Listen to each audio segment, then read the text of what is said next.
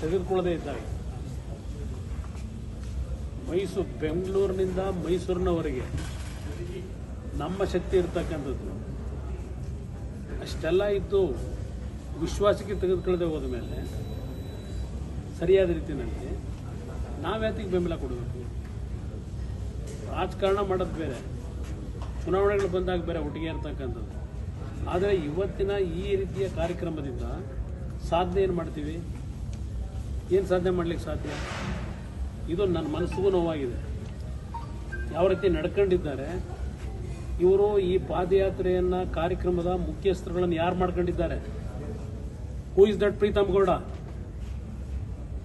ದೇವೇಗೌಡರ ಕುಟುಂಬವನ್ನು ಸರ್ವನಾಶ ಮಾಡಲಿಕ್ಕೆ ಹೋದಂಥವನ್ನ ಸಭೆ ಕರೆದು ಕೂರಿಸ್ಕೋತಾರೆ, ನನ್ನ ಸಭೆ ಕರೀತಾರೆ. ನನಗೂ ಸಹಿಸ್ಕೊಳ್ಳಿಕ್ಕೆ ಒಂದು ಇತಿಮಿತಿ ಇದೆ. ಯಾರ ಕಾರಣ ಆ ಪೆನ್ ಡ್ರೈವ್ಗಳನ್ನ ಬೀದಿಯಲ್ಲಿ ಹಂಚಲಿಕ್ಕೆ? ಇಂಥವ್ರನ್ನ ನನ್ನನ್ನು ಸಭೆ ಕರೀತಾರೆ, ಅವ್ನ ಪಕ್ಕದಲ್ಲಿ ಕೂರಿಸ್ಕೊಂಡು ಮೀಟಿಂಗ್ ಮಾಡ್ಲಿಕ್ಕೆ ಕರೀತಾರೆ ನನ್ನನ್ನು.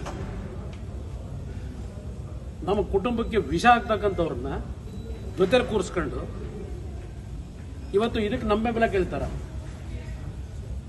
ಗೊತ್ತಿಲ್ಲ ಅವರಿಗೆ ಅಲ್ಲಿ ಏನೇ ಆಗಿದೆ ಅಂತ ಹಾಸನದಲ್ಲಿ. ಯಾರಿದಕ್ಕೆ ಕಾರಣ?